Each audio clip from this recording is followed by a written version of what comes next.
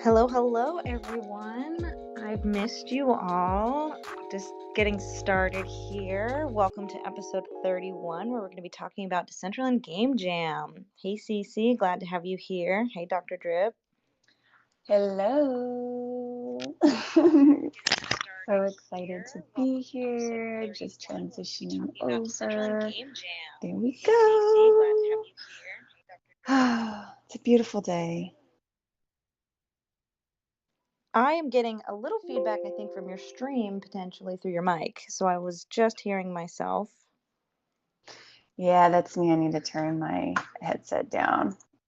Hold on. Oh, I know. awesome. There we Hey, go. Shelly. Hey, Josh. Hi, good morning. Morning. And we are. You there, Shelly? Oh, she I might was just not. saying There she hello to is. Shelly. Yeah, I was seeing if she was here. Hello. Sorry, my phone's been really weird with Twitter lately. I think I just need a new phone at this point. But hello, everybody. Happy Thursday. Hi, Shelly. I'm just getting all set up here and situated. Good morning, everyone. What's up? Good morning, Drip. Hope your morning's good. Same. Yeah, getting set up. It's afternoon for me because I am in a different place, but I am here. I am happy, and like I said, I've missed y'all. I've been kind of MIA the last week, but I feel the same.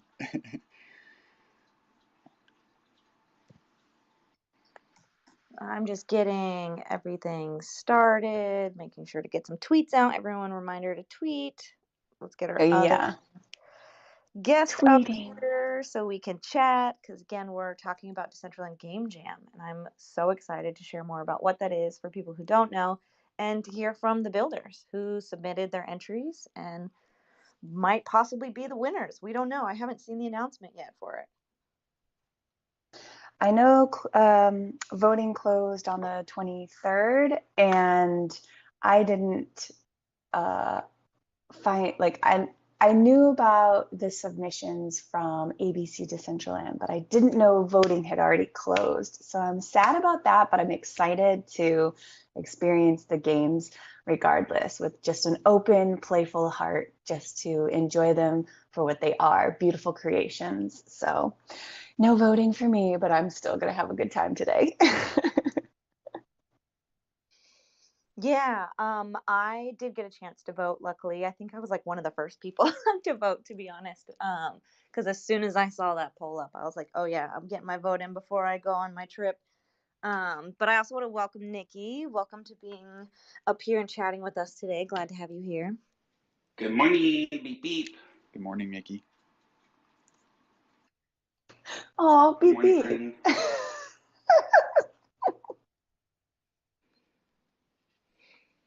So I will ask then, Shelly, how are we set up at True if we're doing some True stuff? And Cece, how are we with streaming? I think it's good. I don't hear any feedback. True sounds like it's going well, but I'll let Shelly confirm.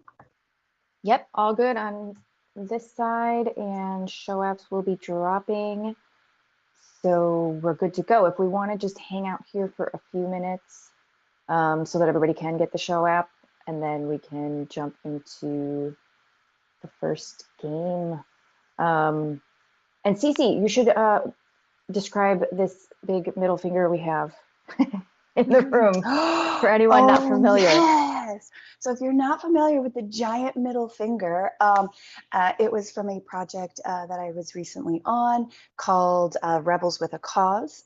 It was a part of the Polygon Alliance Let's Fuck Cancer fundraiser for 2023. So we sold out thanks to push from all of like the hype man and, you know, community members who have been touched by this brutal, like painful disease.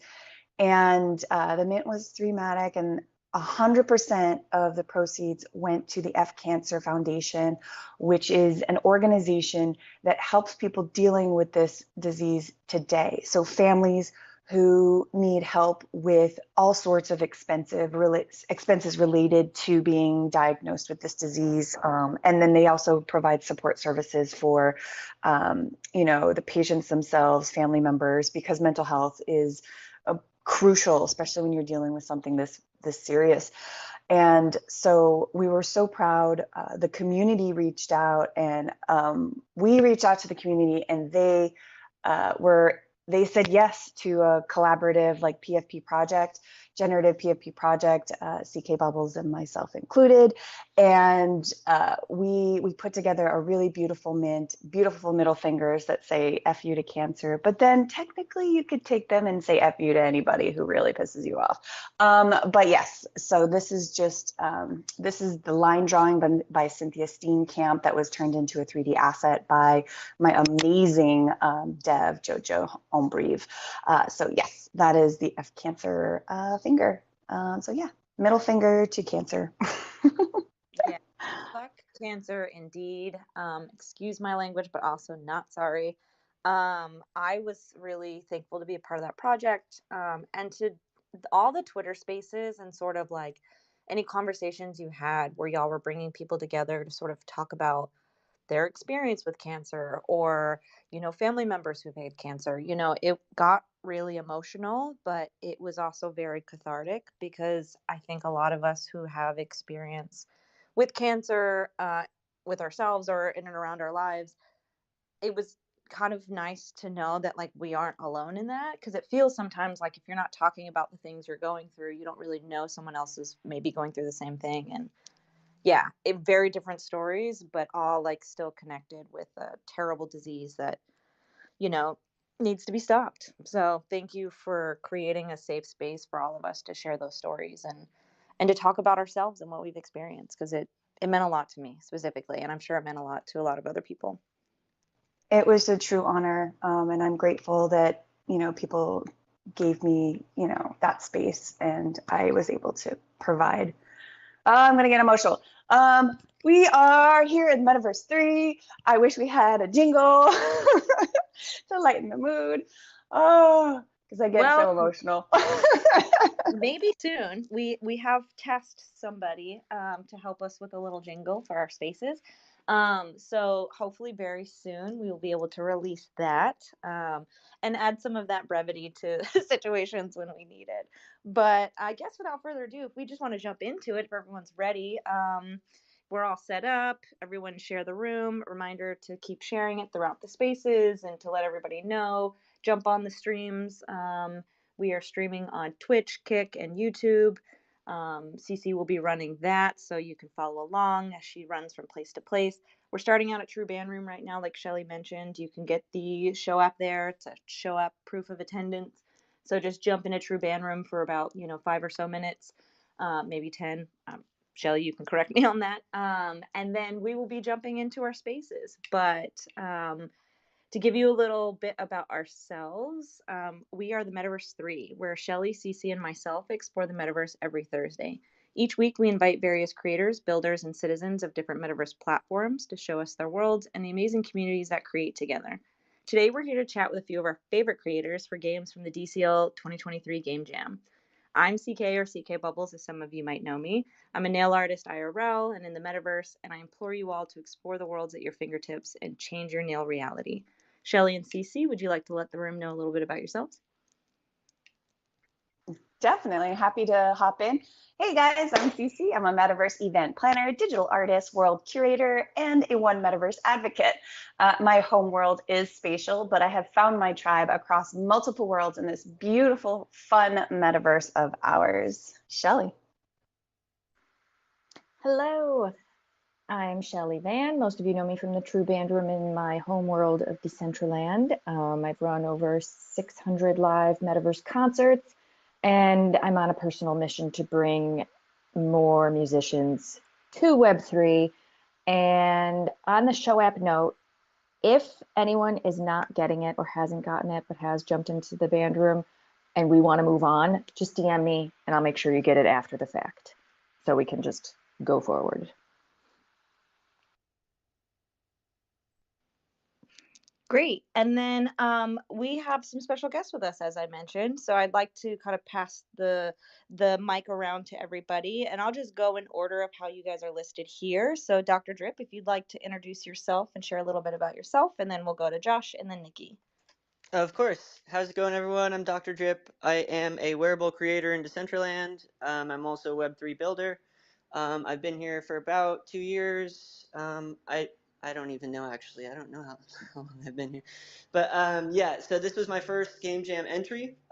It was all in SDK 7. I was a little bit familiar with SDK 6, but this was all a learning experience for me. So I'm really excited to share what I've made.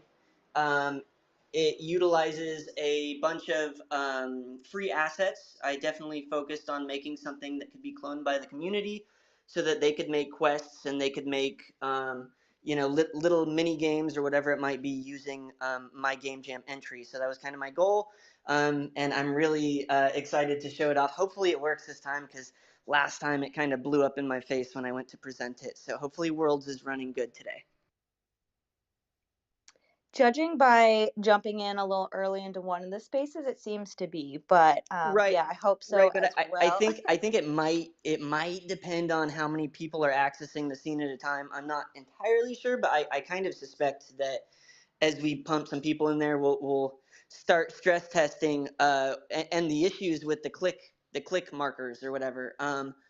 They end up in other areas, like they'll appear like 10 feet in the air, or they won't show up at all. So that's kind of what people have been experiencing the past couple of weeks, is any build that uses like any kind of click trigger box. It has to be a clickable one, not the kind you walk into. It's been a little bit glitchy. So yeah, we'll see. Well, that's all learnings with, using a new piece of code and tech, and just figuring out the things that break it. So yeah, we'll just do what Scott does and we'll FAFO it. Josh, you want to do a little intro to yourself? Yeah, totally. My name is Josh, for anybody that might not know me. I've been an artist of different sorts for pretty much as long as I can remember, and I've been a tattooer for about the last 10 years. I think I first logged into Decentraland when probably November 2000, like late November of 2021. Kind of explored around for a bit, didn't really know what was going on, but as I explored and talked to some people and started to realize that everything I was seeing was built by individuals and whatnot, I just kind of became very inspired. And I think maybe mid-January or so, I started exploring. That next January, started exploring some new art forms and trying to learn some 3D modeling. And it's pretty cool to be on this panel because Dr. Drip and Nikki are both people who have periodically helped me decipher some of the 3D modeling mindfucks that you come across as you're learning the Blender software and other such things. So thank you to both of you, and I'm happy to be here with you guys. Thank you, Josh. It's always great to have you up here and chatting. Nikki, you want to give a little intro into who you are? Hi, I am Nikki Fuego, wearable creator and game maker, founder and creator of Vroomway, and also a local drag queen in Kansas City, Missouri. I started as well in November of 2021, around the same time as the other people, and immediately was hooked into wearables. One of my first wearables that I ever got was a Dr. Drip kite. And then followed by a backwards hat. So that was legendary, especially now because we're like best friends now. So it's so weird. But yeah, it's really cool to be on this platform. And almost 2 years later, how much has changed, how much I've grown as an artist, how many things I've been able to create now. This too was my first game jam and was very, very intimidating because I have no programming background whatsoever. My first programming experience has been on this platform. So it's cool to see that anybody can come in and just create whatever they want. And I'm very, very grateful for the support that I got from the community. Everybody that voted on those, voted for me, voted for everybody else. Really, really cool to see everybody come out and do that. And excited to be here.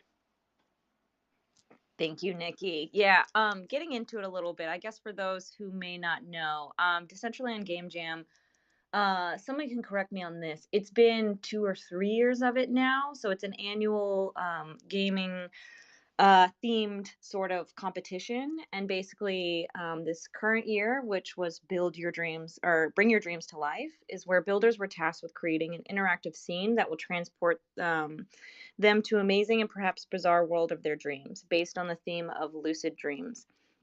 They had to use SDK7 and AI tech in it, so that I think was like a new add to the sort of parameters of building, because SDK being, the new code language that they're using now, transitioning from SDK6. And then obviously AI being super prevalent in our lives these days, I think they wanted to bring that in. As Cece mentioned, the deadline was back beginning of July. There was a community vote as well, which again, winners have yet to be announced, but if you go by what the vote says, then one of our speakers here might be winning that community vote. But I don't want to jump the gun too much about that, Nikki. But we'll see when it's officially announced. And then the prizes, which is always kind of a really amazing thing for. This is not only the glory in saying that you won or you got placed or whatever, is that you get a lot of mana, or you get land, or you get wearables and other swag. So first place gets 5,000 mana, 2 parcels of land. They get a Game Jam winner wearable and then Polygon swag, as I mentioned. Second place gets 2,000 mana, 1 parcel of land, and some Polygon swag. And then third, fourth, and fifth all get 1,000 mana and some Polygon swag. And then, of course, there's the Community Choice Award I mentioned that gets 1,000 mana plus another parcel of land and Polygon swag. And then the top 25 finalists will receive 100 mana so that they can mint their Decentraland name, which is really awesome because that unlocks worlds and hopefully other future utility going forward. So that's really exciting. I'll try to get the link to this year's Game Jam in the reply so you guys can check that out and just learn all you can about this year. So maybe you want to submit for next year. And just play really fun games because, wow, people did a really great job. Yeah, there was a lot of great entries. I know we only have, 3 of the builders here today, but there are so many people from the community that could come up here and talk, and we could literally spend days talking with them because there's just awesome experiences, awesome games, and it's nice to see sort of the difference of ideas of what people's dreams are, because I love talking about dreams, and now I get to play people's dreams, so that's really fun. Jumping into it, Josh, SRGH, do we want to go ahead and jump into your world if CC you're ready? Yeah, totally. Just to preface this whole thing, so I teamed up with Hayabusa for this. This was, I believe, both of our first Game Jam as well. We also had some issues at the very end when deploying. Actually, when we submitted, it seemed to work fine, and then a couple days later, we tried to go check it out. I think it was right before the ABC's episode that you guys covered Game Jam submissions. We noticed that it was broken. So hopefully it works today. Hayabusa is asleep. It's 4 a.m. for her, so she sent me the zip file and I redeployed it to one of my names just in case. It seems like redeploying sometimes will allow things to work a little bit better, but after a few refreshes it just seems to not work again. Most of the scene works fine, but there is one particular part that the walls are just invisible and materials seem to be broken, and we have yet to decipher what's going on with that. But yeah, I would say let's jump into Hayabusa's realm and check it out, see how it looks, and if not, we could try one of my other names and see if that works. And if not, we have a super jank workaround I can guide you through so we can kind of see some of the scene. Love having the plan A, B, and C available. Cece, do you just want to share a little bit about how you're navigating from the main Genesis world into a DCL worlds? Hopefully it will just be as easy as pasting the link into the browser, hopefully. So we have hayabusa.dcl.eth. So I was going to just copy that bad boy in there. So, actually, yeah, when you are in DCL already, you can go to the chat and then you can type /change realm, all one word, and then space, and then you paste in the hayabusa.dcl.eth. And then you hit enter, send that message into the chat, and it will automatically navigate you to the world. And then oh my gosh. Yeah, that's the fastest way. I'm such a boomer. Look at that. Well, I would say you're a boomer. I'd say if you come from a different metaverse world originally, you just have, different ways that you navigate around. And this is a newer thing that came out when they started adding in worlds. So for those who don't know, it's always nice to have a little refresher on it. There is a link that you can go to. It'll be a play.decentraland.org/ and then there's a whole other extension of the realm Hayabusa, but I'd have to copy and paste that. There's a lot more other characters in there than just typing I in. love learning things. I'm just gonna say that. I'm all fuzzy. I'm like, I know something new now. There you And go. I am here with Tomato Hamster. That's the cutest name ever. Lovely. I've been meaning to tell you, your pants are straight fire. I love them. This is awesome. Okay, well, now that hopefully everybody's in, we'll try and share some of the links. And then Josh, too, if you have a tweet that you'd like to put up at the top here, feel free. I was trying to scroll through your page, but that might take a I minute think you to find. posted. Yeah, I was gonna say. I think you posted it a minute ago. So, yeah. Yeah, so I guess we should, get into it or something. Yes. So my first question. Picture first. Sorry. Okay, take your pictures. Yep. So my first question is, can you explain your creative process once you saw the game jam brief? Like, how did you and Hayabusa come up with the idea and or the visual styling? Yeah, the game jam, of course, finding out, what was it, a week and a half or 2 weeks before, just kind of got us shook a little bit. All right, kind of gotta just get to this. But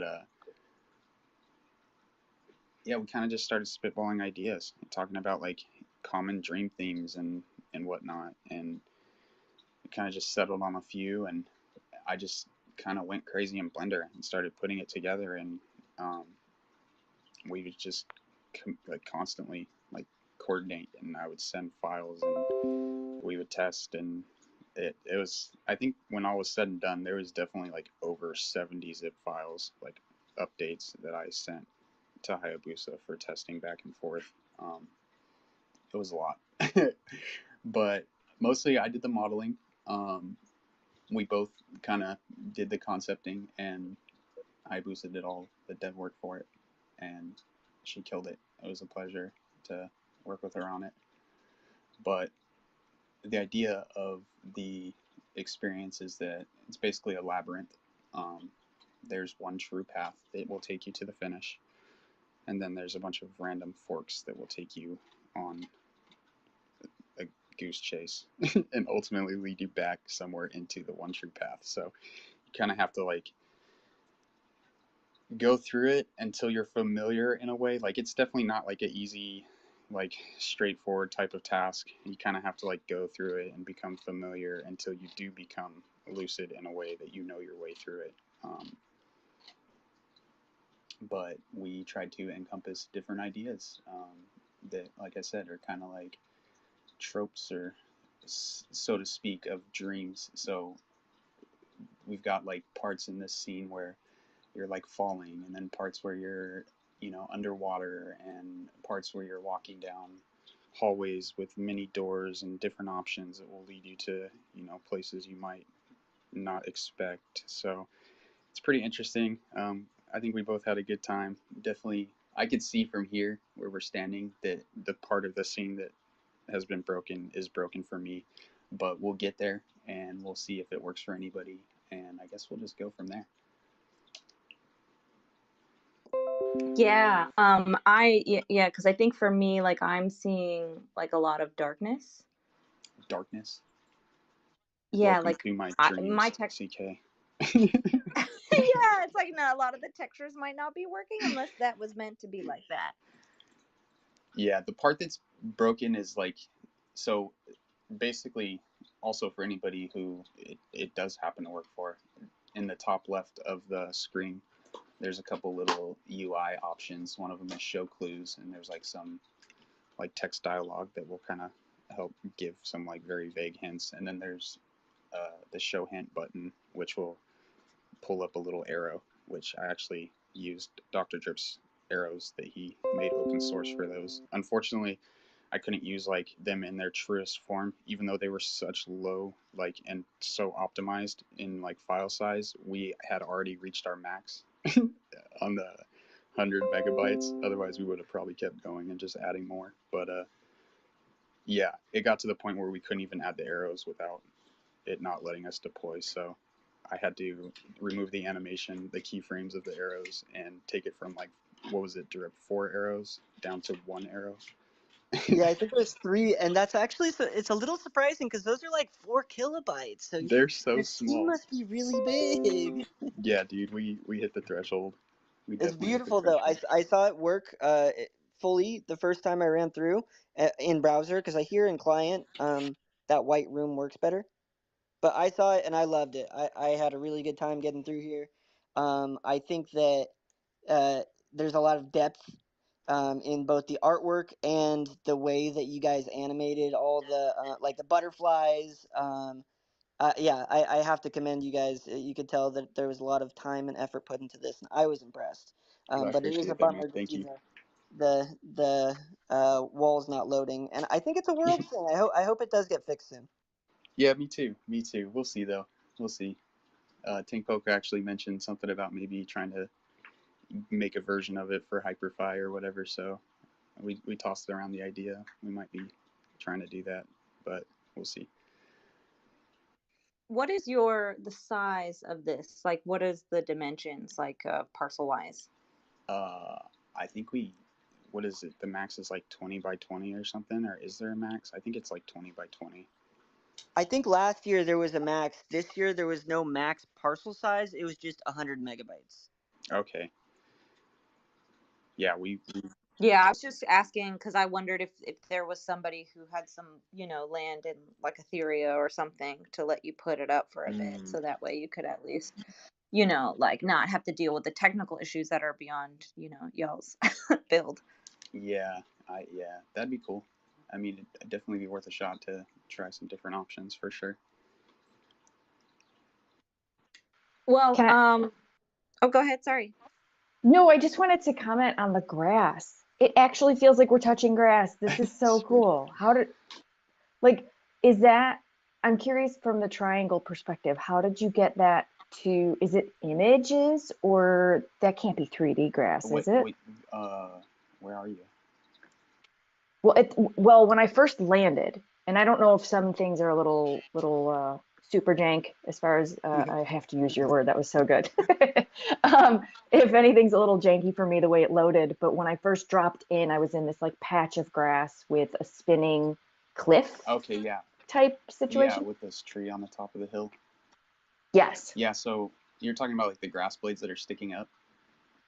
Yeah. Yeah, those are just like pretty flat planes, and I always use like solidify modifier when I do that type of stuff so that it's like, shows on both sides like pretty good. But those like textures, like a lot of textures that I use, aside from the ones that I pull from Substance Painter, I just like hand draw them on Procreate. Like I export my UV mesh and I just hand draw everything. It's like how I started doing wearables until Nikki told me about Substance Painter. That's awesome. Yeah, that grass was like a vibe in itself. So very, very well done. Thank you. I'm glad you like them. A lot of the textures too. I just went and changed my skybox from night to day, and that little door at the base of the tree and some of those metallic textures on it, like it really sort of gets a lot more detailed when you're not in the darkness. So yeah, I really love these. What would you say? Oh, sorry. I would Go say ahead. in retrospect, I should have added a little emission to that door because it's kind of hard to see sometimes, especially when it is dark. But all these textures in this scene are basically from Substance Painter. The grass blades, like I mentioned, I hand painted them, and then the background, like the rotating one, is using the Blender, the AI Blender plugin. So that's the AI application here. I didn't even know there was an AI Blender plugin. Yeah, there's totally a stable diffusion plugin for Blender. It's pretty cool. You just like model some real basic shapes and add some basic colors and then prompt it, and it takes a render when you render an image. Girl. And was that your AI sort of like element to this project? Yeah, mostly. And then we, at the very end, used chat.openai to create some of the text dialogue for the clues. Oh my god, so I memorized the little spinning room where the walls don't load, and I predicted where that little drop down area is, and I got past it. Oh my god. I'm glad. That's so cool. You're becoming lucid. I love it. Exactly. Using the force. No, but this really is beautiful. It gets better. There's more. Like, now I'm on the grass area with the flowers, and I really love the detail that you did with all these florals. This is amazing. Thank you. Yeah, once you get past that point, it's just, everything seems to be pretty good. There's like a couple random weird broken texture situations like throughout, but like nothing major. Like you pretty much get the gist of the majority of the experience if you can make it past that part. Yeah, the way I remembered it was because you guys were streaming it and somebody was in client, and so I was watching that screen, and so I remembered, and yeah, it worked. That was crazy. Hell yeah. That's very intuitive of you. It's actually amazing. My next question for you is like, do you think you guys will build this out any like bigger than just this world? Like, do you think you'll do more with it beyond just the use case of submitting for Game Jam? Yeah, we definitely talked about it. I could definitely see it happening, like kind of spread it out throughout multiple names and just keep the labyrinth going in a way. Be pretty cool. And then do you have some advice for people who would be submitting for next year, like based on your learning submitting for the first time this year? Yeah, read the instructions and like the parameters carefully, because I got excited and started and was like, oh, there's some things I need to do different. So read the instructions, like take it like a competition is, and stick within the bounds so that you can be qualified for the judging criteria, because it sucks to like have to put in all the work and then find out like, oh, I didn't read this very carefully and now I'm not qualified. Not that happened to me, but it could have. Yeah, that's a really great piece of advice. I think people get so excited and passionate that, yeah, you tend to not like fully read it all and you just want to jump in. So that would have been such a headache if at the very end you then had to like redo a bunch of stuff, which is a common thing that happens in in building in 3D and deving sometimes, but no need to force it to happen even more so than it needs to. Who is this in the cylinder maze? Why can't I see your name? Me. It's me. You're in the center. That's so crazy that you made it in there. I honestly didn't think this was the right way. I thought I was breaking it. No. But my video game expertise came in hand, because this is how I do jumping puzzles in video games. Yeah, so if you just go side to side, there's an opening like going forward towards, like, I don't know if you can see me, but going this way. I can't see anybody. All I see is white. Oh, really? Do you see clouds and stuff? Yeah. Me too. I'm in a cloud. No. All I see is white and then emission white, and that's what it's helping me navigate. Okay. Oh, I just found the green patch. Yes, all right, you made it. Sick. I'm sorry. This is the furthest I've made it. My dog is loud. She is obnoxiously chewing on something right now. That's okay. So I hit a little green heart and now I'm in butterfly land. Yeah. What's happening? So you made it through the endless fall. So that fall is just a complete loop until you steer off to the side that green heart is on, and that ends the loop and transports you to this like next stage here. Oh, this is so cool. I get to touch the butterflies, you guys. Are the butterflies working for you? Or do they have pink cubes around them? They're cute little pink cubes with wings. Yeah, it seems to be. They're both. It seems to be broken for you. It's so weird that it works for some people and not for others, but yeah, this is Hayabusa's favorite part of the scene when it's working. But it looks like it's, besides the pink cubes, you know, I'm watching the stream and you still see the butterfly textures and their wings flapping, and then you see them move and react to CC going towards them. Yeah, that's actually one of the I'm items trying to capture them. scene examples for that's in the documents, the Decentraland docs. I forget what it's called. Is that Boyd's, the birds one, or is the birds one called Birds? Yeah, it's Boyd's. It's Boyd's. Okay, yeah. This is really cool. This is the first time I've like been able to get it to work, and this is like crazy cool. Great job with this. Thank you. Where are you? I'm curious. I'm in a yellow and white tunnel. A yellow and white tunnel. Yeah, I went down a spiral. And then you like went through that rotating thing after that? Yes, and now I just got teleported back to the platform with the butterflies and the really cool looking grass. Oh, you got to go down the hole and walk past the spider So when webs. you get into that, after that, when you get into that, like, oh wait. I just went down another tube that's like red and purple and. Oh, now I'm in a computer center or like a security room with all the cameras. Yeah, so that one is like on the true path. Pretty much everything, all the other options from that point will just take you, like, stray you away from like the true path. This is kind of creepy. I feel like it's an actual lucid dream because this is like spying on all the. I don't know. This is cool. I love this. Yeah, that part of the scene is inspired by like that whole concept of like that back of the mind, like command center. So. Yeah. Love That's that. what we referenced it as, is the command center throughout building. It's kind of funny when you're like... It feels like an Alice in Wonderland type of thing. Like, I feel like I'm on a trip. Nice. Where are you at, Drip? I love this. You guys, I literally was going to ask, like, oh, what is some of the feedback you've been hearing? Or, like, what do you want people to take away from this? And you guys, that back and forth y'all just had, answered it. I found that, Drip. You found... Nice. I was just about to say, I found crying Nikki. This is so Very cool. nice. I think, hold on, one of those, I forget where that's gonna... That is sick. Teleport He's crying and eating pizza.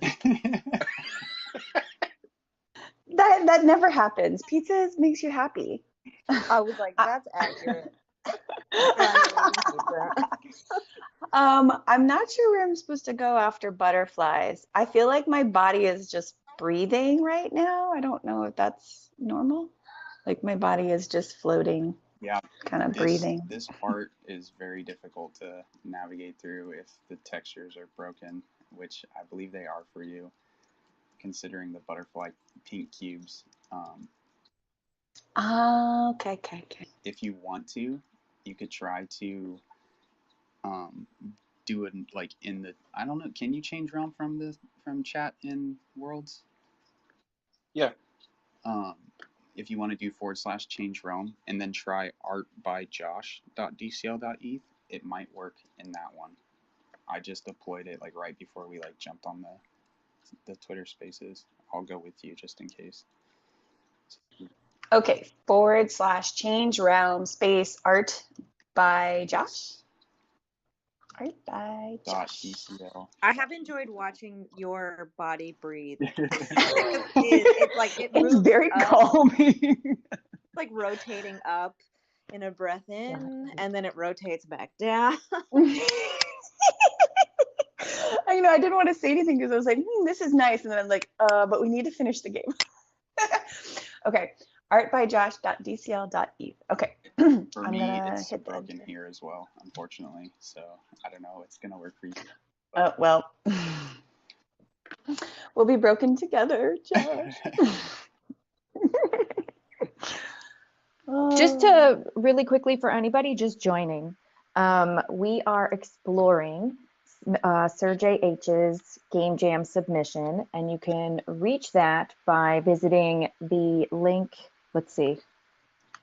If you're in DCL client, you can type what I've pinned to the top in chat, change realm /hayabusa.dcl.eth, and you will transport into this DCL world that we are currently exploring. So Canessa, hello, I see you, and a few others. So yeah, please join us. This is so much fun. I forgot to mention to both of you that in that like interrogation room scene where you're like crying, there's a notepad with it, like a little note on it that's like pretty critical to making it to the end. So I don't know if you saw that, but it says stare into the circular window with a bunch of question marks around it. Yep, and I just messed up by clicking the wrong window and starting all over. No.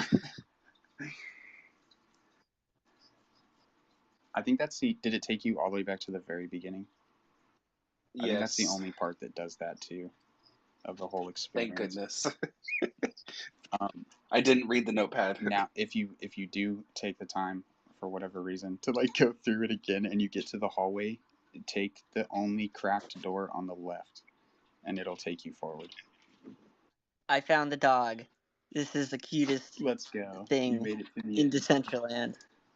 At the end, it's SRJH and Hayabusa. They have CPC cloned avatars. And Josh, I'm assuming this is your dog that's laying at your feet animated. It's really cute. That is my dingo. She's not a dingo, but she acts like one sometimes. I love her for it. Well, I'd say for those who make it there, you should definitely post some pictures in the replies of the spaces. I also shared a link to the browser version of the hayabusa.dcl.eth one. So if you aren't in Decentraland and you want to try to navigate it that way, you can. Also, again, yeah, we're streaming on Kick, Twitch, and YouTube. If you just want to visually follow along, watch CC breathing in the butterflies.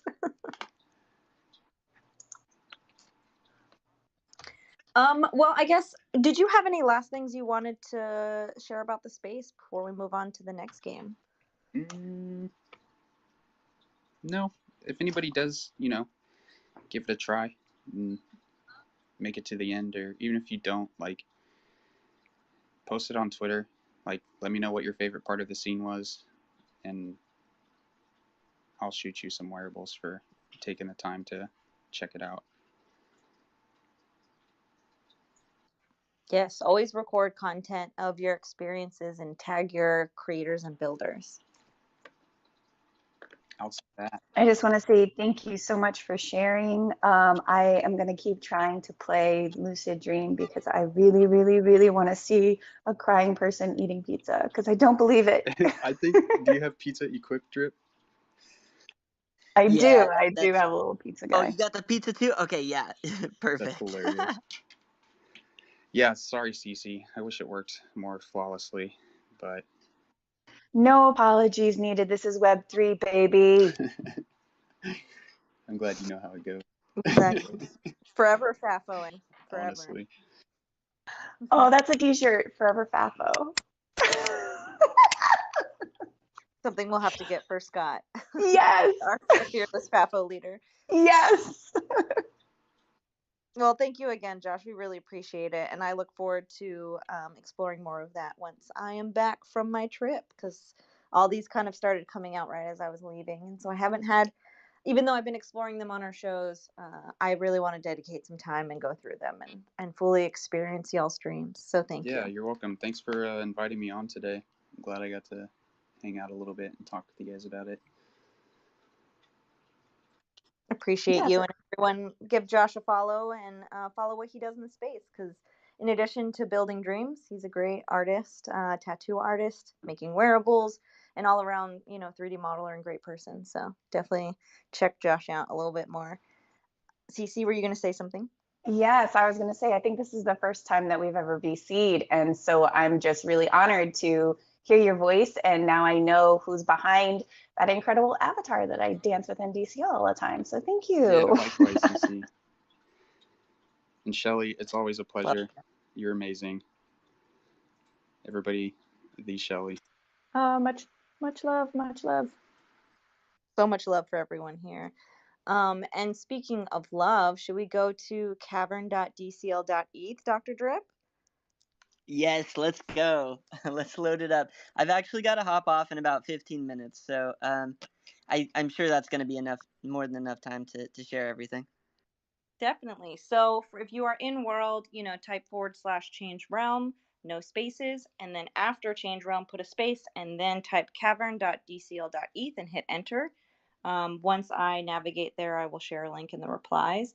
But yeah, same question I started out with Josh. Like when you got the Game Jam brief, like what was your creative process? How did you come up with the idea and the visual styling?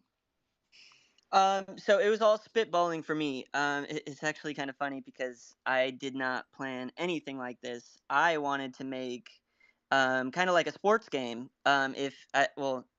CK, I know you know, but if anyone remembers Halo 3, there was Griffball, which was just a big empty room with a ball that spawns in the middle, and both teams race for it.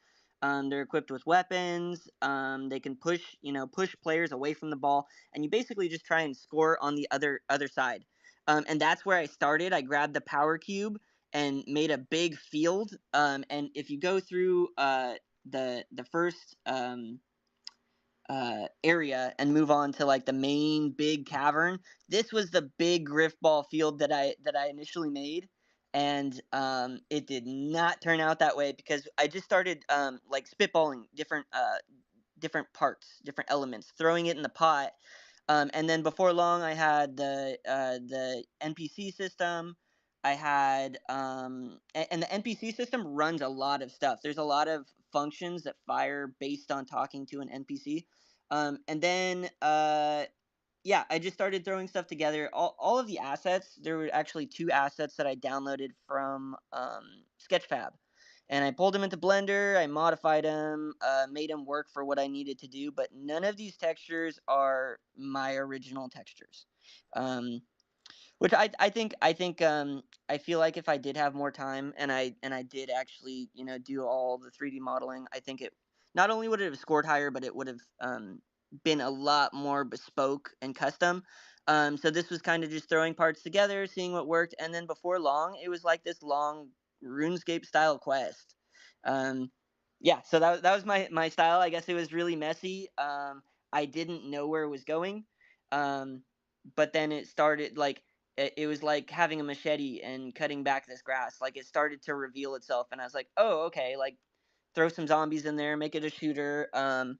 Add a maze. The maze is very small, but I did something special where I put it on like a math script so that there's a 50% chance it's gonna mirror on the x-axis, which just mirror. It's like Mario Kart when they mirrored the map.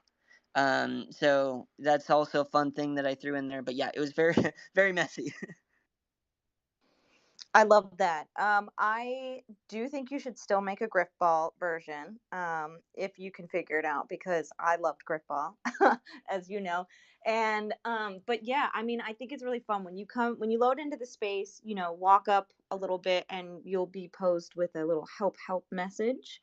And then it will lead you towards this green glowing door with some legs sticking out, and then you enter in that way into the rest of the stuff Doc was talking about for those who are like new to maybe Decentraland or experiences like this. Um, what were some of the challenges or even successes when you were building this that you were like really proud of? So for me, that would be all the SDK. I was really excited when things started to make sense and connect and work. I've messed around in SDK a little bit, but if anyone's looked at it and like got scared, I understand why. Like it's not readable. It's not a readable code. But this SDK 7, like if you start reading it and looking at it, you start to realize patterns, and then before long, like loading it, like okay, so I put indicator arrows throughout this build. They show themselves at certain points throughout the. You talk to a certain NPC and it adds an indicator arrow. And doing things like that, being able to like create if thens like for making things appear. That was probably the most exciting thing for me because like it was so easy. I would think like, oh, I need to put an indicator arrow there, and it would go to like first of all, I could go copy and paste something, a snippet of the code, and it was really easy to customize. But to be honest, there were a handful of times that I literally hand coded putting those items in place because the code is that easy. So like that was the thing I was most excited about, was using the code, getting things to work in SDK6, adding a dance floor. I'm just going to use dance floor for example because this really happened to me. Adding a dance floor to your build is not easy. For me, I had to learn how to add the build to the dance floor, and it was really weird. It was, a beginner mistake. But with SDK7, I'm finally able to, like, I can add scripts to others. Like, I'm sure I could put the dance floor into the build now that it's easier and I know what I'm doing. So yeah, learning, like, I guess just learning a little bit was enough in SDK7 for it to have this huge impact. And now, like, I'm very confident and I'm excited for what I'm going to build next. I love that. I always get like so excited talking to you about the work you do because you're so excited about it. And, this is, I've been in this build a couple times now. And I mean, I don't know, it's beautiful, is what I can say about it. I feel a lot of what I've heard people say is like kind of Tomb Raider esque. Or maybe even, oh gosh, what are some other games that are like that? I like Donkey Donkey Kong. Kong. Yeah. Donkey Kong, yeah. Donkey Kong is my jam. So like when I put the trees in, I started getting those vibes. I started hanging out here. It's so funny because it's similar to any kind of art, any kind of music, right? You're making a song and it sounds like shit and you don't want to show anyone. And then you have that one session where you just did something or did something backwards maybe. And it's like, holy shit, this is a song now. We've got a song and you're proud to show it. I rugged. Can you hear me? Okay. Yes. Sometimes it's that one Said you were. session that's required to change it from, just a piece of code to this amazing place that you can go to. Yeah, and that's such a like great point that you touch on, that, as a creator, as a builder, no matter what it is, when you start to see it come to life towards the end of building and you really see it for what it is, not just like the work in progress where you're like, oh, it's missing textures or whatever else, but when it's like the full, almost full thing, it's kind of this like rush. And I always get chills. I always feel like so proud of myself. I also kind of can't believe that I did it. I don't know about you, but I'm always like, I didn't just make this. I didn't just do this with my friends. This is amazing. But it's such an amazing part of the journey, I think, of, watching our, quote unquote creative babies grow up a little bit. Yeah, I love that too, and I think it really does. It's like walking up a really steep slope. It's really easy to get discouraged and to look at, I like the song metaphor, to look at the song and say this is not good. But it's important to not only keep walking up that hill and keep trying, but be objective with ourselves and say, this isn't it, and it's okay. Because by saying this isn't it, it allows us to open up the possibilities of finding something that is it. So yeah, being objective about it is important too. Yeah, I agree. What is like a main takeaway you hope people get from this experience, this dream world that you've built in this game? Well, for me, I'm just really glad that I put together some of the scripts. Again, it was my first time doing it, so like I understand that like it's kind of a challenge. So again, I I'm interested in the possibility of maybe doing something with this project, but like the biggest thing for me is that I really hope that somebody downloads this and like even if they take just the power cube out. I took the power cube script and I inverted it so that instead of taking the cube off of a platform and then it makes that gate go down, I made it so that you have to go put it on a platform to make the gate go down. So hopefully like just one part of it will be something that somebody else gets to go make something that's better than this with. That's my goal, so that I could one day look back and be like, oh yeah, there's the little indicator arrows that we made. That was so like it felt like such a silly idea back then, but like look at the impact it's had. So like that's kind of my goal. I'm excited to see what other people do, and if that doesn't happen, I'm cool with that too. I was just really excited to learn this stuff. I love that mentality. I think we definitely need more of it in the space. You know, how do we create things not only for ourselves to push ourselves, but then how do we create things for other people to use and then push themselves or the thing that we created to then further the space and the capabilities of the space? Because, you know, we always hear all the negative, you know, news and the feedback on the visuals and stuff. And it's like, I think from us building in this world, we see the potential, we know where it's going to go. And it's exciting to kind of be a part of that growth and to like visibly witness that and then watch others do that as well, who may have been inspired or mentored by us or whatever that might be. So I think everyone should be creating open source assets and sharing them amongst the community, just like every single one of the speakers here has done, you know, opening up their time, you know, to help teach people, coming in the CBD voice chats during the FAFO sessions that Scott Oddjob runs, and really just sharing of what we learn, our knowledge, and progressing each other in our skill sets. So thank you for always doing that and being a part of that and sharing that. Of course, I think Web 2 kind of conditioned us in a way to kind of tend to gatekeep. I think that gatekeeping is kind of a natural, it's become a natural thing. And I think that Web3 and specifically this open source platform and other open source platforms will show us that there are other ways to succeed, and it is helping others. You know, like it doesn't have to be the traditional, and it can be. I'm a firm believer. There's some good stuff from Web 2 that can be ported over to Web 3. But yeah, learning what to leave out is important too. And yeah, I think that's something that hopefully we see more of. Hopefully more people put out things for free and help others, just not for monetary value, but just to see others build and keep it going. But yeah, thank you so much for letting me share this. If you have any questions about the actual build, I've got a couple more minutes here, but yeah, that's all I've got to share for today. Thank you so much for listening. Yeah, I mean, if anybody has any questions, definitely feel free to jump up or post it in the replies. And then my last question I have, which is always like an inspirational one. What advice do you have for those who would want to build for Game Jam next year based on what you learned this year?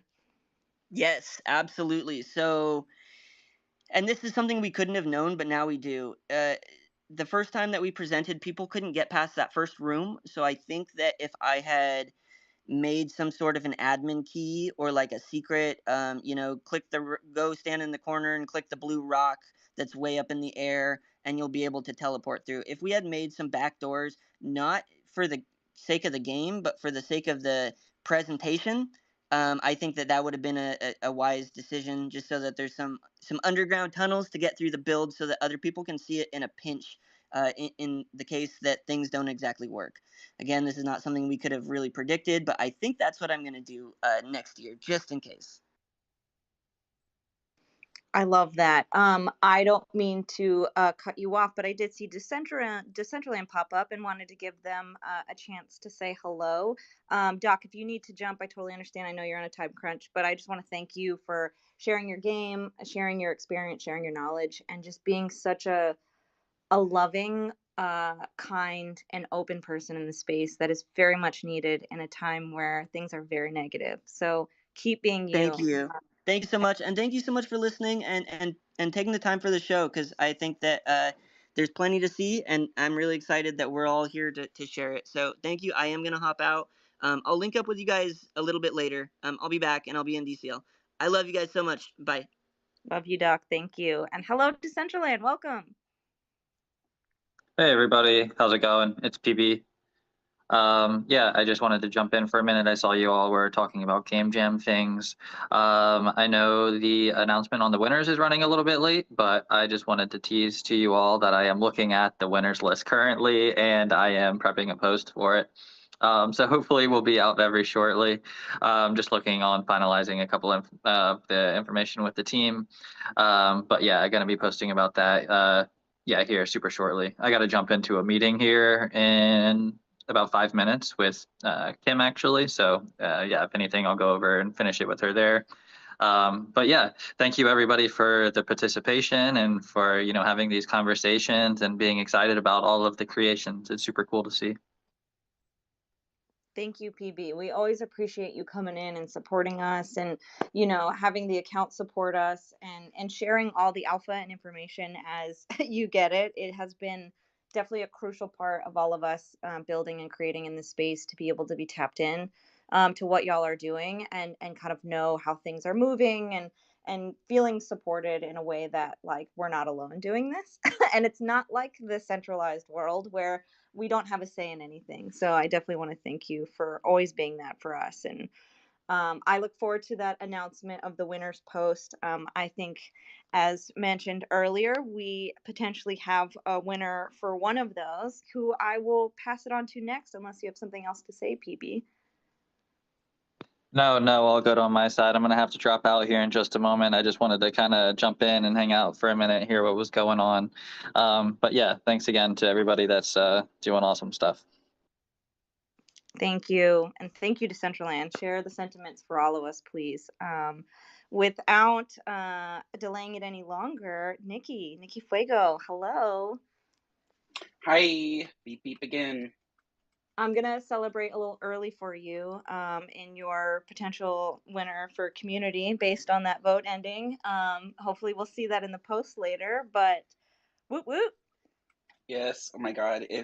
If that is really true, then I am so grateful and thankful. Land is something that like is the one thing in Decentraland I haven't been able to obtain yet. And so the thought of that being a prize is insane to me. So very, again, grateful and thankful for everybody that voted and tried it out, posted screenshots.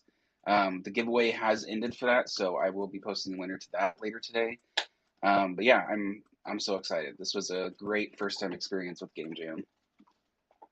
Well, you want to tell us a little bit about, when you saw the Game Jam brief, how did you come up with the idea and the visual styling?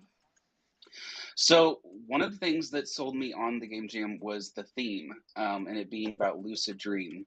I'm all about like lucid dreaming, the phenomenon behind it, the whole genre. I love it. And I've been wanting to challenge myself because I've spent the last year now building in Vroomway and learning the SDK. Although it's been SDK 6, it's kind of prepped me for this transition to SDK 7 and learning. And I wanted to do something on my own for the first time. There's been very few times that I've done code projects by myself. Usually I have to bring in like 6 people because I'm just not good with code most of the time. Like it just takes a while for it to retain, especially with this kind of SDK. It's like Doc was saying, it's not super legible for people who don't have experience in programming. So that was a challenge, but I initially saw it and was like, I want to kind of make this castle fortress type of thing, and put a maze in it because I haven't seen very many mazes before. And then there ended up being like 6 mazes this year, which is funny. So I just ran with that. The initial color palette was not this pretty. It was basically the traditional Fuego colors. It was black, orange, and red. And so it was more of like a nightmare than it was a lucid dream. But yeah, I used AI for every single texture in this map. So everything that you see that has a texture on it, the leaves, the bricks, the clouds, the floor, the NPCs, literally everything was created through Midjourney. And then all of the character concepts, like the way that they look and everything, was also through Midjourney. I used mazegenerator.com for generating the maze layouts on each floor. That AI is really cool because you can like set spacings and sizes and stuff for the layout, and then it just spits out a bunch of different variations, which is what I used. And I built this with the intention of like hoping that somebody would be inspired by this, whether it's me or somebody else that's went through it, to kind of take it and make it like a mini game of its own. Because with these floors, which you'll see once you go through it, they're modular, so you can interchange them in and out. You could put new ones in, you could rotate ones, you could make harder floors, so like different difficulties of this castle. And since we're in worlds, like literally you don't have to worry about parcel sizes and stuff. You can make it as big as you want. So you could theoretically put 30 castles in here and have them like 30 different difficulties, or like have a whole progressional story. There's just so many things that I wanted somebody to be able to do with this. So I made this whole thing with the intent of it being modular. And the whole scene is around 20 megabytes out of 100. So I went with the idea of making it compact so that they could expand upon it. But the whole idea is that it takes you through this lucid dream. The NPCs teach you about different emotions that we as humans have. And then at the end of the maze, you find your true identity of what it means to be a human. And again, all of the NPCs have like little dialogue to tell you, which was created by ChatGPT. So another AI element. I tried to use AI in pretty much every possible way, except the coding, because ChatGPT doesn't knows SDK super well, SDK 7 at least super well, unless you train it on certain things. But I'm not that good. So yeah, I wanted this to be a calm, collective place that you come, you feel serenity, you feel happy, and you just play a fun little easy game. I love that. I know, Cece, you have your hand up, so I'll pass it to you in just a second. I want to remind everybody, I pinned up at the top a link and the DCL.eth name that you can navigate to get into this world, because it is beautiful and it is what I want my dreams to always look like. But Cece, jump in. I'm going to really age myself here. This brings back so many memories for me, Nikki. When I was a little girl, like we're talking like 6 or 7 years old, I think, my parents got Prodigy. I don't know if you're familiar, but it was one of the first sort of like technical internet like platforms, if you will. And there was a game, and it was called Maze, like, or Labyrinth, or I can't remember the name, but I remember at a very young age going through this labyrinth, and I never finished it. It was way too hard for me. But I used to have dreams about this maze, and you have brought it back to life. Much prettier, of course. The one that from Prodigy was like really dark. But like I am having some serious like childhood memories of this never-ending labyrinth, and yeah, so this like hit hard for me. Thank you. Yeah, I wanted it to be super simple, to kind of like give that just peaceful thing. Like you're not having to try super hard, you're just playing. So I love that you're enjoying it. For those of you who are trying to start it, there's a couple different ways that you can start it. If you talk to Hinke, which is the yellow NPC at the very next to the how-to play board, they will tell you how to play it. The how-to board will tell you how to play it, and then to start it, you either use the UI at the top of your screen. It'll say like to start area as a button, or you can talk to the little dragon, the cube dragon. Well, he's a cylindrical dragon, not cube, but it's made of bricks. And they will teleport you to the top of the castle. And to start, you will just click on the hatch, and then your timer will start. And you want to descend down through the maze, so you're trying to get to the bottom floor, because now we're at the top. And then once you get to the bottom, there's going to be a Tesseract cube, kind of like this go back cube at the top of the castle. And you click that to end it. You can collect stars on the way.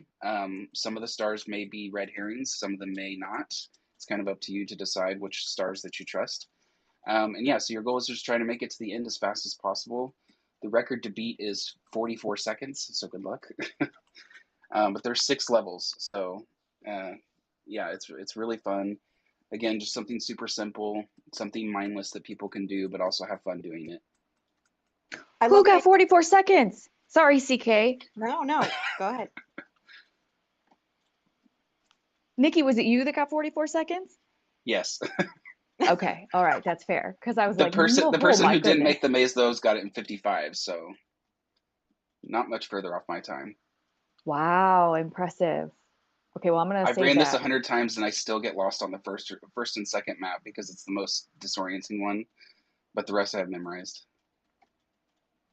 I love it though, because I can just imagine all the videos of people doing speed runs and like trying to do it as fast as possible. And I Yep. live for that kind of idea in gaming content. I'm terrible at those and I never really do that myself, but I love to watch them.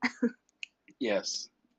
Yeah, I wanted it to be, like I said, mindless, and it was just something that after people do a few times, they probably get the hang of it and then just try to get a high score, collect stars, and have fun on the way. The dialogue I think, is my funnest part, just because it was really cool to see what ChatGPT spit out as far as what they were telling you about the emotions and stuff. So yeah, I had the most fun with AI in creating this. When you talk about the storyline a bit and identity, why did you want to do something around identity? I mean, obviously, being somebody who is trans, that's been a process for me to get to where I am today, and a journey of finding my identity. And what I truly believe is all of our identities, I feel like we all come from the same source. And so it's kind of like going back to that, trying to get us all on the same page so that we stop looking at all these differences and start looking at all of the commonalities that we have. And one of those is, just the theory that we all come from the same light source, so we're all light beings. Not to ruin the end of the story for you, but yeah, just kind of like play with that a little bit and play with it. All of us have emotions. All of us have the same emotions. We just channel them differently. And yeah, just kind of put my own story kind of intertwined with that into it.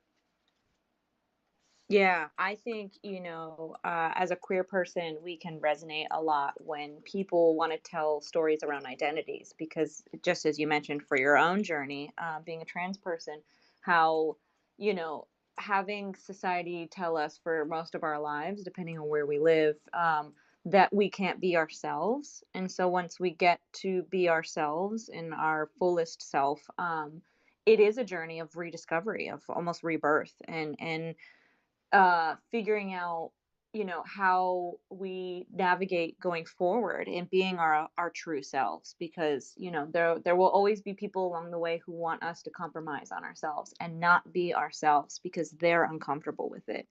But it's not, we don't have to do that. That's not what we should be doing. We should be people who can just exist as people and not have to be othered. And so I really appreciate you bringing this story to this space in a way that I hope a lot of people who even aren't queer can connect with, because there are people who are othered outside of just being queer or a certain race. And I think these kinds of stories help heal us. So I really appreciate you telling that one. Thanks. Yeah, and I wanted it to be something that everybody could relate to, not just queer people, but anybody, because we all struggle as humans with identity and what our purpose is, and what it is that makes us feel successful in life. And I think one of those things that holds us back is our emotions, because we're not taught very well growing up how to deal with our emotions, and so sometimes that can really hinder us. Whereas some people, they thrive in their emotions, so that's why there's such a emotion emphasis through the NPCs, which you'll see each NPC kind of represents a different emotion, kind of like the movie Inside Out. That's where that little part came from. But yeah, it was cool to see ChatGPT take those emotions and design characters and personalities around them. It's pretty wild. Yeah. Do you think you're going to do something with this game or any parts of this game going forward, and like building it out even more so, or maybe even a new experience? Yeah, like I said earlier, I made this with the full intention of it being modular and being able to be picked up by anybody. So if nobody else wants to pick it up and put their own spin on it, then I definitely can see myself doing like little tiny giveaways, like I did with this one. I did a giveaway where if you make it to the end, you'll see the congrats board that tells you about the giveaway, but you basically just have to take a picture with all 5 NPCs and post it on Twitter and enter the giveaway, and doing stuff like that. But being able to tell different stories through different themes, using all of these skybox and AIs and stuff. Now that it's built, it's just a matter of swapping out textures and swapping out those floor levels, and making all kinds of different castles, all kinds of different themes. So yeah, definitely something that I want to test with, because it also helps sharpen and keep my SDK skills up to par, and kind of building out from that. Because like Doc was mentioning, SDK 7, I feel like after spending a year in SDK 6, it's like 10 times easier to write. It's like way less syntax, way less lines of code. Things are significantly more legible. Like it's a lot easier to understand for somebody who doesn't have experience in that.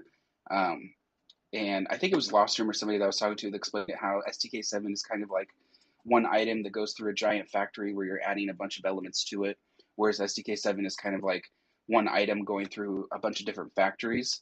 And so it's a good way to visualize it where you don't have to, it's not all centralized into one area and having 10, 20 lines of code for one object. So yeah, it opens the door for a lot of possibilities. It's definitely runs smoother. So I will definitely be building things up. It makes it easier to expand upon things like this. Had I built this in SDK 6, I probably wouldn't be so excited to build it out past Game Jam. But yeah. That's really awesome to hear. And I feel like the more I hear from those that built for Game Jam and their experience with SDK 7, I feel more comfortable because I just barely got to a place of relatively understanding SDK 6. And then I definitely got overwhelmed when I was like, oh man, it's getting sunset. And now I have to like redo everything. But hearing you guys say that, you know, it makes you want to do more with it beyond it, not just the ease of once you've, you know, kind of either redid things if it was an SDK6 or even just starting from fresh. It's easier. It makes me feel like, okay, I'm ready to jump into it and it's approachable. And I know that there's a bunch of people now that I may be able to lean on and ask questions to if they don't mind. Yes. Yeah, and it's way easier for first time people. I will say the UI is pretty gnarly. It had the biggest overhaul change, and but if people are or familiar with like HTML or CSS, it resembles that pretty closely. But that was the hardest part for me was the UI, just because I went from a very specific way in SDK 6 to do UI that was easy for me to understand to this completely different way, and yeah, it was a little challenging at first, but once I got the hang of it, it ended up working great. What is some of the feedback or like what people have been saying in the community? Because I know you're running a giveaway and people were posting tweets and stuff. Like, is there like common things people are saying, or is it really just like they all have different opinions? I think for the most part, people the biggest feedback has been the texturing and just the overall vibe of the scene. People have liked.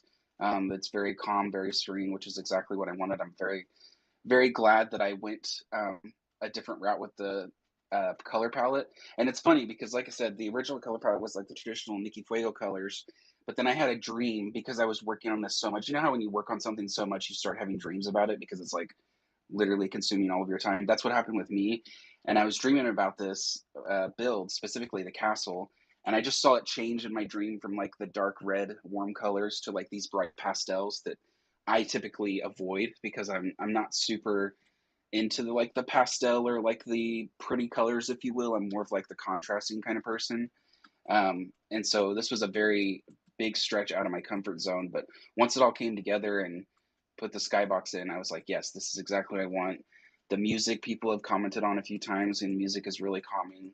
And just like Doc was saying about how he found himself hanging out at his scene, I too found myself AFKing here, and just for the music's sake, and just the feeling of like there's not a care in the world. Like I could just be here, be free, and be calm. That's such a great thing to consider. Make a space that you want to hang out and go AFK in. That like Yes.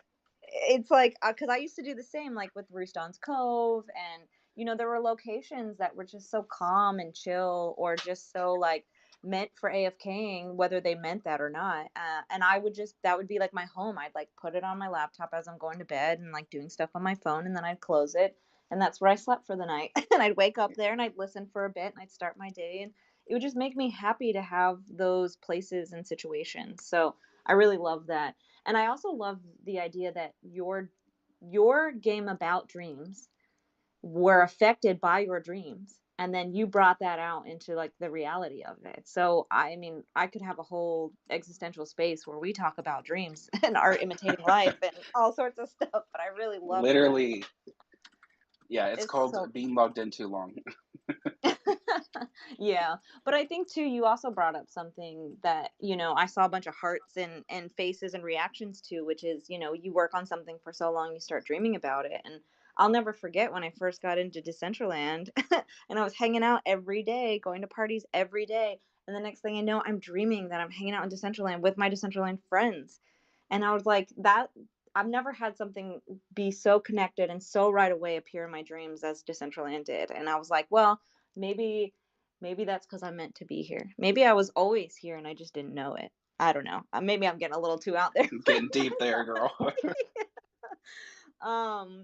But I guess, yeah. You know, is there anything else you want to say about the game? I have one last question before we kind of wrap up, but I want to give you the opportunity to share anything. I would just really encourage everybody to visit all of the NPCs, just to hear what they have to say. Just, if anything, as a base reminder of who we are as humans, because we all kind of need that reminder sometimes that we're just human and that we all have these emotions and do things that we probably shouldn't, and let our emotions take over sometimes. And just a reminder that we're in control. You know, our emotions don't control us; we control it. Absolutely. And that's such a great message. For those who are going to be building for next year's Game Jam, what pieces of advice do you have? Start earlier. You should probably, if you're gonna participate, you should probably start the day the announcement goes out. Especially if there's like a new kit like the STK7, because that's what took up the most of my time, was learning the transition from the 6 to the 7. And really just be confident in what you have and don't second guess yourself, because the hardest thing, because Doc and I talked a lot throughout both of our process. We would like kind of build on our own scenes together in a voice chat just to kind of have that company. And what we kept like getting into is like this mindset of like, I don't know if this is good enough. I think somebody's going to build something better. And it's not about that at all. It's all about like stretching yourself as a creator, or even stepping out of your comfort zone for the first time and creating something for the first time, or developing something for the first time. Just do it. You're never going to know if something is your facet or not unless you actually try and take that first step. And if it's not the best thing in the world, you learned. And again, that's a big important lesson. It's just learning. And now you know going forward. Yeah, don't be afraid to try. You know, that's such a big thing. Like, I got a paperweight when I was young, and it was very much like, you know, don't be afraid to fail, be afraid not to try. And I've always had that in my mind. Like, I'm not worried about it not working out. Like, there are going to be things that are not going to work out all the time, especially creatively. You know, you never know what's actually executable when you're doing something that's never been done before. But I don't want to be afraid of attempting to do that. That seems like the worst part of it to me. So I always try to push through that. And I think that's a really important message for people who are starting to build, new to building, or even taking the next step in their building to do something they've never done or to push their capabilities. Because there are many people in the space who are available to help you and help guide you and mentor you. I love shared, like, collaborative working moments where we're in the voice chats, in Discords, and we're sharing our progress. You know, we're sharing our screens as we're working. I was never comfortable doing that in like my Web 2 creative spaces, but in Decentraland specifically, when I'm building, I love to be in the community building Decentraland Discord and sharing my screen and having people watch me do Blender. I'm a noob. Like, I don't know what I'm doing. And I know people are watching me being like, oh my gosh, that's taking them so long, or they're doing it the wrong way. But I don't feel any shame from it. You know, like, they'll be like, hey, you know, you could try that instead. And then all of a sudden I've unlocked something and my time's become more efficient.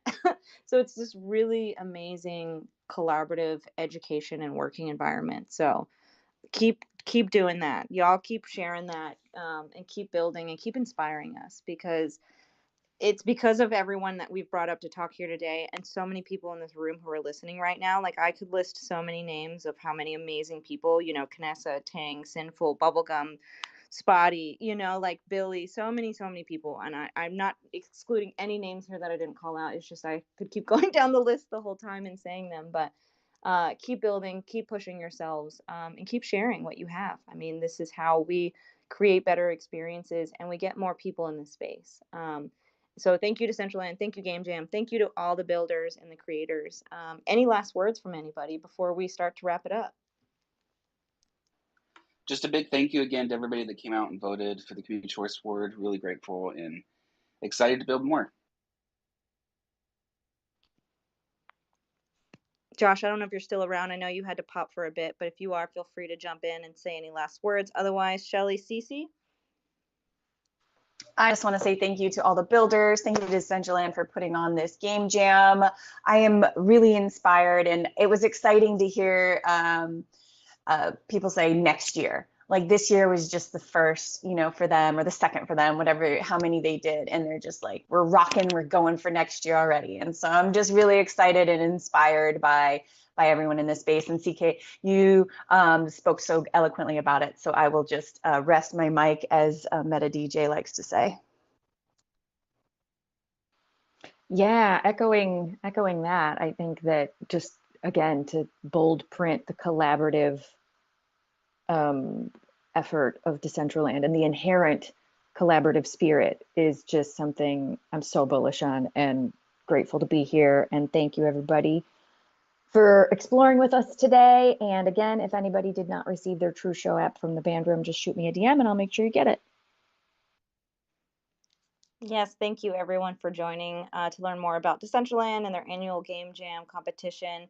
Again, thank you to all of our speakers, all the builders, all the creators in the space, and to those who come and just enjoy the experiences. It's a part of a whole ecosystem of all of us creating this space and creating this future of what we have ownership over, but also what we contribute to and what we do together. So thank you for always tuning in every Thursday as we share more of it in the metaverse. And if you're wanting to become a sponsor of our curiosities, please do reach out. But until next week, we'll see you all. Love you. Bye.